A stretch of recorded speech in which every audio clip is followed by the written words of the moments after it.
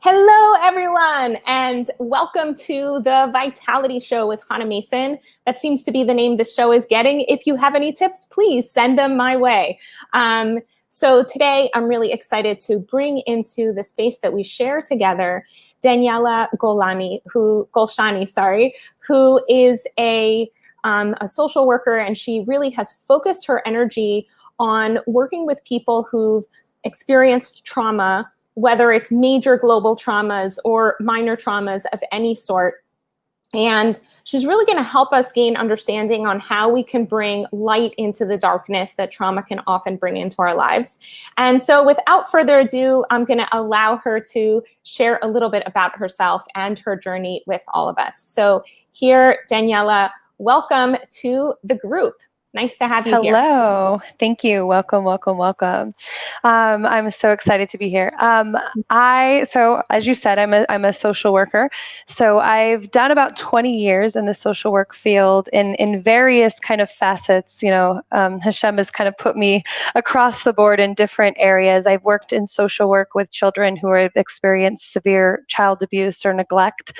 And my last work was actually with the hospice team, working with terminally ill patients and people that were passing away. And during that time, I got the privilege of being trauma and disaster trained, and I was one of the responders that responded to the Las Vegas shooting. And so I got to work with the shooting victims and help debrief them and process through and provide support groups for them following the experience they went through. And so I'm just so curious, like, what led to you from being, like a squat toddler somewhere, wherever you're from? I don't know. Where did you grow up? Yeah. Right. So I grew up in a really little town called Little Rock, California. It is about an hour outside of Los Angeles. I have a kind of an interesting background. I grew up, my parents were both pastors. I did not find out my family were Jewish until about 5 years ago, which started on a very different journey for me. Wow. So I've worked in kind of all facets, multiple different religions and belief systems. And so as working in hospice, I got to really interact with people of all faiths and, different things. And I was on my own journey towards Judaism and finding Torah. And so that led me to actually convert. My father was halakhically Jewish. My mother was not. And so that led me to convert, and I'm now live in Eretz Israel. So it's been quite a journey. Wow. So you're here in the land of Israel. And Yes. Okay. Wait. So we got to bridge some gaps over here. Yeah. So we've got this toddler living in this tiny little town in California who now is this incredible woman helping people in Las Vegas on the other side of the world deal with trauma. How did that happen? If you could sort of pick out points of meaning for you. So I was very young. I went into retail. I was quite successful and found it very kind of empty. And so I did what everyone thought was crazy. And I walked away and I went back to get a social work degree, which everyone was like, there's no money in this. What are you doing? What are you doing? You're making really good money. And so I kind of walked away. I just knew I was meant to make a difference in people's lives. And so very early on, while I was still going to school, I became a sexual assault counselor. And so I was a first responder to rapes and sexual assaults in the community. And my just love for being able to be present with people in really difficult situations, I found that I was able to kind of hold it together and be there with people and help them with perspective. And that kind of started my journey into trauma work. And it kind of just stemmed from there, and lots of different open doors along the way, working with, children in foster care and children that had been adopted that had severe trauma, and then into obviously hospice patients, which were terminally ill, which is its own trauma within itself, and dealing with the death and dying process. So it just kind of escalated, and it just kind of went from there to there, and I kind of pieced together a lot of the experiences from different realms. So I'm curious to know, because people ask me this question, but I'm curious to kind of spit it at somebody else. Yeah. How do you deal with holding space for so many people's really difficult stuff? Is it depressing? And I'm assuming you're going to say no, but I'm so curious to know what's your answer to that question. At times it can be heavy. Of course it can be heavy. What I have learned is it's really, really important to be able to be present with a person. But part of really being present is not necessarily like taking on their emotions as your own, but being fully present and allowing them to experience and you to just be the spectator, in essence, the witness for them as they go through the journey. So then when you walk out the door, you can go, wow, that was heavy, but it was theirs to carry. And really understanding that each person has their own tikkun, their own journey, their own process through life, and just being able to kind of allow them almost the respect to not take on their problem as their own. So when you say respect, what exactly do you mean by that? Because I'm like just curious to, Yeah. what is it that allows you to not feel like you need to carry on their burden? So I think the biggest part is understanding that this is their journey and nobody can feel it, experience it, or even explain it, quite frankly, as they can. And so that's something really big for me in working is I'm not going to frame, I'm not going to change the perspective. I'm not going to kind of even re-speak back their trauma to them. So one of the big eye-opening experiences for me was during the Vegas shooting. It was probably the most intense work that I'd done in my career. And what I was finding is everyone had a very different story, even people who were 10 feet apart from each other. Okay. They were standing in the same crowd. They had the same shooter shooting at them, the same people dying within, 2 feet of them. And yet they all had their own journey. And so I realized at that moment, it was kind of like that light bulb aha moment for me that trauma is really the way the person perceives it and not necessarily anyone else's opinion of the situation, anyone else's values they place on the situation. And so just allowing them that space to experience the trauma the way that they did and to be able to process it their way. It's interesting to hear you say that because recently somebody asked me, do I work with people who've experienced trauma? Right. And like I've kind of had to do a certain amount of processing because in my mind, in some ways, there's no difference between a major event like that, like the shooting in Vegas, and breaking up with your boyfriend, or whatever it is, right? Because at the end of the day, it's like life isn't meeting the expectations of what you want, or like you put a story on something and the story is actually more devastating than the empirical facts of the circumstance. Yes, absolutely. And that's what you're talking about, right? You're talking about like, okay, there's a man with a gun that's not the story they tell. They don't tell about like the man with the gun. They tell about their experience around the man with the gun. Right. And so what is kind of different about my approach to trauma and is that I don't approach trauma from the let's like replay the trauma, let's go through the trauma, let's tell me how you feel. So for me, what I've really found is the what they took from it, the core belief that they took from that experience based on their perspective is really what is impacting them today. So say someone is raped and they now believe that the world is not a safe place. That lie that they accepted as truth in that moment, because there was a momentary place where the world was not safe, and for them that was very, very true in that moment. But because they now carry that, it becomes an internal truth that now that's the lens that they're looking through the world, and now they're energetically receiving unsafe environments, and those are what I work on. I work on like, what did we agree to as truth at that moment? Is it that the world's not safe, that I'm not safe, that the world's not fair, heaven forbid there's not a God, or whatever belief that they solidified because of that trauma? That's really what changes the trajectory of their life, not the actual trauma itself. Because I see people, I watched a gentleman walk away completely fine from the Vegas shooting, and he literally was like the person that was like holding people as they were dying, and he was this 60-year-old gentleman, and he was completely okay. And he was like, this was God's will that I was here and I was able to help these people, and I was supposed to be here, and I've lived my whole life for this moment. There was no trauma, and I even processed him 3 months later. So it was completely the way he perceived the trauma determines like right, because it's not a trauma for him. It's just an event. It's just a moment in his life. It was a moment that he was able to be present for other humans of different races, of different religions, of different, and it was just this absolutely beautiful thing for him that he was able to be a part of.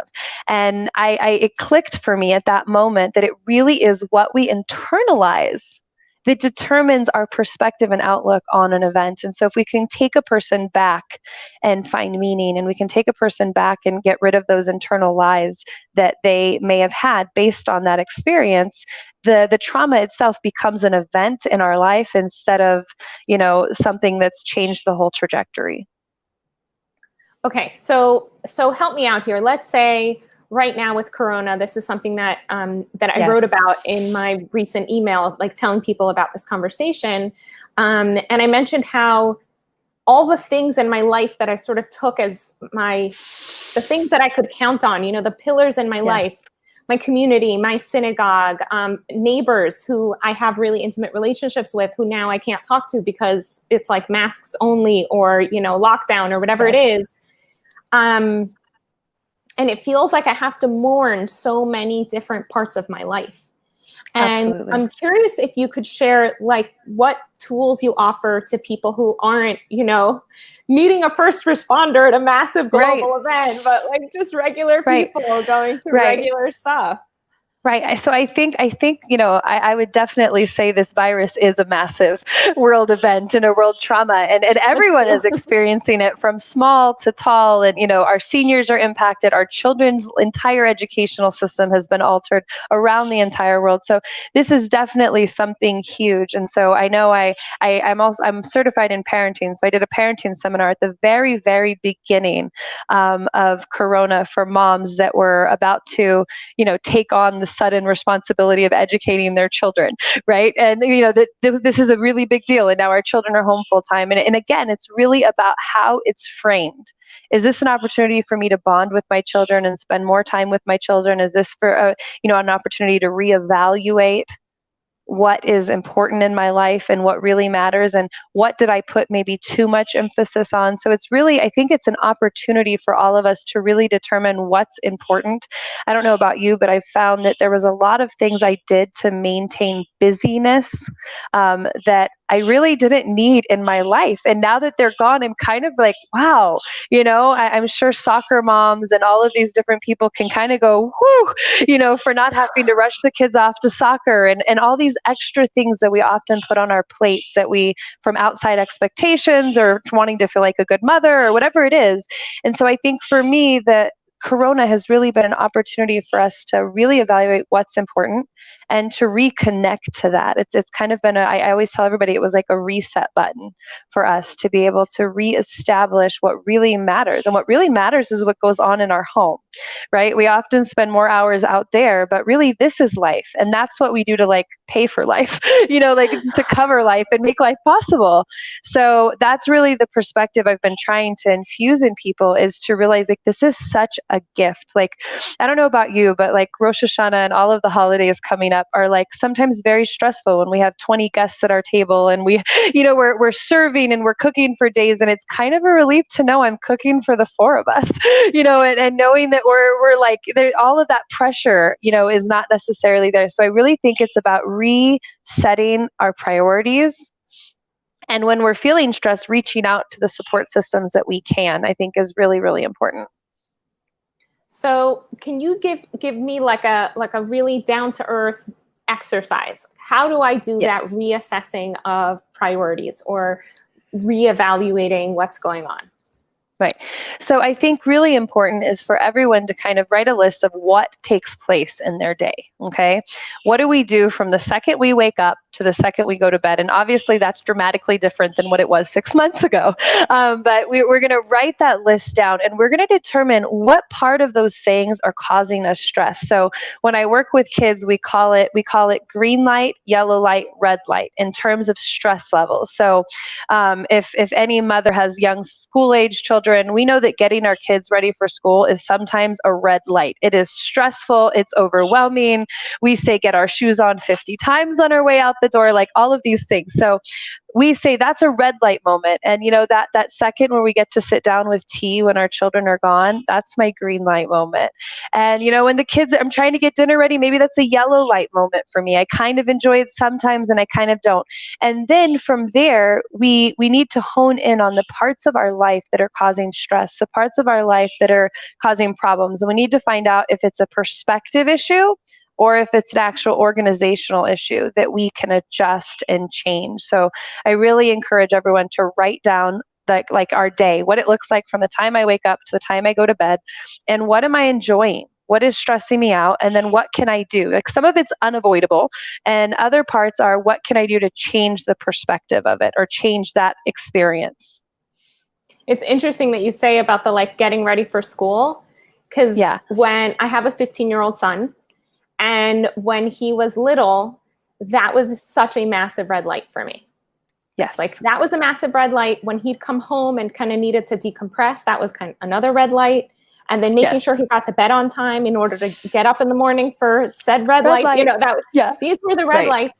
And I felt like so much of our interaction was red light oriented. And then if I wanted him to do his homework, so that was only red light, right? Because he thought the homework was stupid and I thought the homework was stupid. Right. But I wasn't allowed to say that because I'm supposed to be teaching my kid to respect his teachers. And so it was like, there was a lot of red. And at a certain point, we pulled him out of school. And it just got rid of so much of that tension. Like so much of the tension of like, okay, he has to get up at this time and he has to be da-da-da. And like, you know, until we had new red light tension and now he's back in school and now it's better. But, you know, it was just like an interesting few years where there was less of that rushing to get out the door that I found to be not a fun way to start the day. Absolutely. Absolutely.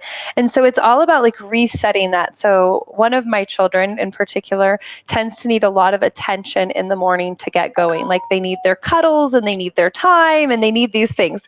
And so I used to like fight this until about a year and a half ago, I was a single mother. And so I was working full time in the social work in America and kind of, it was a very hectic schedule. And I realized every morning was a red light. And so I this light bulb came on as I was teaching this to a bunch of 12-year-olds. And one of the kids said to me, like, I really enjoy time with my mom in the morning and then I get up and go. And it was like this red light moment for me. So I set my alarm 30 minutes earlier. I got up, I put music on, I danced with my daughter for 15 minutes in the kitchen, and she got up and we got to school with no problems. And so it's a very simple shift sometimes of figuring out what in that red light is causing the problem. Is it me feeling like it's helpless and getting frustrated and trying to fight it, or figuring out what I can do to make the adjustment to make that a green or at least a yellow, we get through it. You know, we're not slamming into walls and hitting our brakes. And so I think that's really important to just assess what in our life is causing those stresses. And is it a lie within us? You know, is it if I just decided getting ready for school is horrible, or is it because, you know, I need to adjust our schedule or my perspective or the way we get it done?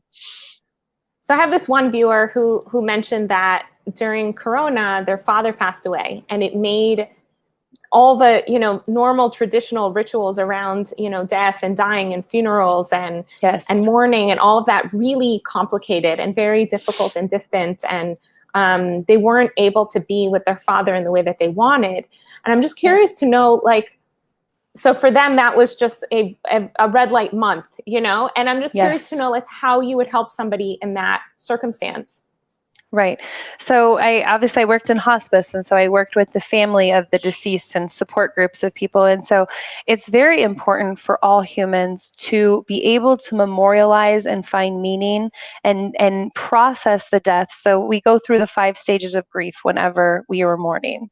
And so it's really important for them to be able to be in those. And so denial, when we don't have our customs, when we're not throwing the dirt on the coffin, when we're not present for these things, when we're not able to sit Shiva, all of these, you know, different things, whatever the mourning is, when that doesn't take place, there's a piece of the mourning process that's not completed. And so it's really important for them to be able to find those internal ways to do that. I've actually encouraged several of my clients that have lost family members to set up an online Zoom like Shiva for people to come and check in and memorialize and maybe tell a positive story. I had another person do a memory book where she sent out a mass email to everyone that knew the person that was deceased, and they sent sent back like short little, emails or text messages of memories. And then as a family, they sat and experienced these memories that these people had of this person, just to be able to memorialize, similar to what we would see at a funeral or a eulogy or things like that. So being able to recreate that in a different way so that they get that need met is really important. Grief is very complex, and we can often kind of go back and forth, and we'll go through the same stages several times if we don't complete them properly. So it's important for sure. It's almost like I need to have ritual, and if I don't get the ritual that I'm used to, that doesn't mean I can just ignore it. It's like I need to create some other newfangled ritual. And that might mean that I use my creative resources, or that I reach out to people who are more creative. I don't know. I would imagine in the middle of morning, I might not be so creative. So it's like a really great time to reach out to other people and say, can you guys be creative for me? Right? I guess absolutely. So yeah, definitely creating those environments, or having a friend do it and say, hey, I would really appreciate this. And maybe the friend needs to kind of scan through those emails and prepare them, and then be able to present it to the family or something like that. So yeah, definitely getting creative, connecting with our support system, reaching out to friends, talking about these things. I know there's often online like grief support groups. I'm actually looking to begin one here in the Safat area for some of our widows and widowers, to be able to do a Zoom kind of Skype, to be able to talk in an environment. It's often a lot more comfortable when you're speaking to someone else who's had a similar loss than someone who hasn't. It's harder for you to feel open, in that situation. So it's important to connect with people. So you run this wellness center in Sfat. Can you tell us a little bit about it? Yeah. So High Wellness and Healing. It's interesting. I got very suddenly relocated to Israel. So I was in the process of developing this in the States. I lived in Phoenix, Arizona, and it kind of just jumped here. And so right now it's in our home. And then obviously with Corona, it's kind of gone to an online thing. But I do trauma therapy groups. I do assertive communication groups, helping people learn how to communicate and get their needs met without either being aggressive or doormats, depending on what side of the spectrum they might fall in that moment. And just working on self-esteem, on boundaries, on, communication skills has been really huge. So we've done that, and we've developed, right now I see clients one-on-one, either via video chat, or we have them in person come to the house when we're not locked in. So, it just depends on where we're holding this week. But definitely seeing clients one-on-one, and our goal is to actually have a holistic wellness center here in Safat where people can come on retreat. I've been a part of several of the local retreats here in Safat, and helping people process different traumas and different work that goes on here. So, wow, that's really beautiful. How did you end up in Sfat, Israel? I'm so curious. Yeah, so Safat chose us. So like I said, I did not know my family were Jewish until, very, very recently. And as I followed the trail of my family, I found them all the way to Spain and the Inquisition. And so the family that had actually remained Jewish, the family that had remained Jewish fled to Safat, and the family that did not remain Jewish and was forced converted fled to Mexico, where my family originated from. And so my husband had already lived here. We were newly married, and he'd already lived in Israel for 10 years previous to our marriage. And so he said, I can live anywhere in Israel. You go pick a place. And so I got online and I started researching, and Safat just called me. And so I came on my pilot trip and never got past Safat. And I called him and I'm like, this is where we're moving. And and my husband studies Kabbalah and learns full time, and so this was absolutely our home and our place. So wow. Yeah, and so how long have you been here? It's the city of Ruach, of healing. So I've been here a year, a little bit over a year. Wow, congratulations. Thank you. You picked a pretty crazy time to move to the other side of the world. Absolutely. Yeah, I moved right before all of the chaos. So yeah, it was really interesting. We got here, and I could not be more grateful to be in quarantine or to be going through this in any other town but this beautiful town of people. So it's been an amazing experience. Amazing. Thank you so much. Thank you so much for your time. It's so cool hearing about your story. I love this red light, yellow light, green light, that we can go through our day and just look at what's working and what's not working, and really just focus on one activity at a time. and Yes. see if we can make a reassessment. I love that focused energy. Could you share with us maybe like a link to your business? I think you sent it to me. Did you send it to me? I did send them to you. I don't know with how we logged on if I'm able to get to that. Okay, hold on one second. I put it into my show notes, but they didn't stick. So I'm pretty sure. Let me see. Yeah, they didn't stick. Okay, so hold on one second. If No not, problem. then I'll put it afterwards. Absolutely. Yeah, it's not coming up. So if you could send me, or could just tell me what should I type in? Additional links. Here they are. Okay, I got them. There you go. Amazing. God is good. Perfect. Okay. Yes. Here we go. So here are the links. I apologize for that delay because I had actually put them in the notes, but they didn't show up. No, now I put them in the wrong place. Here, let's do that again. Here we go. Perfect. Yeah, so the Facebook is my actual group with videos. I have an online assertive communication class that they can sign up to take, and also the link to booking a private session with me if they wanted to book one-on-one sessions. Okay, awesome. Great. So thank you so much for your time. And hopefully we'll be able to, use the tool that you shared with us to be able to experience a little bit less trauma on a day-to-day basis and a little bit more joy in our lives. And I really hope that we have the opportunity to meet in person very soon here in the land of Israel. Absolutely. Thank you so much for having me. Bye. Thank you. Take care. It's such a pleasure having you.